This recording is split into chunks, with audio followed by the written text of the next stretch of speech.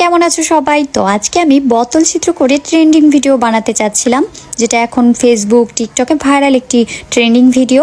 তো ফার্স্টে আমি একটা মোমবাতি আর সেফটি পিন দিয়ে বোতলটা ছিদ্র করে নিচ্ছিলাম। আর এই বোতল ছিদ্র করতে গিয়ে আমার হাতের 12টা বেজে গেছে। তো তারপর চলে গেলাম ছাদে। তারপরে ভাবছিলাম কখন সন্ধ্যা হবে আর আমি আমার ট্রেন্ডিং ভিডিওটা মেক করব। আর তখন বাজে প্রায় 6টা, এখনো অনেক বেলা। তো আমি এভাবে খাওয়া দাওয়া ঘুমসুটি করেই কাটাচ্ছিলাম। তারপরে হুট করে মাথায় আসলো সন্ধ্যা হতে এখনো অনেক দেরি, কাপল ভিডিও তো একটা করাই যায়, কিন্তু কি আর করার, শিবুদা বাসায় ছিল না আর তিনি এই ভিডিও করতেও না।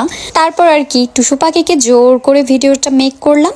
আর আমাদের দেখো কি নাজেহাল অবস্থায় ভিডিওটা করতে গিয়ে।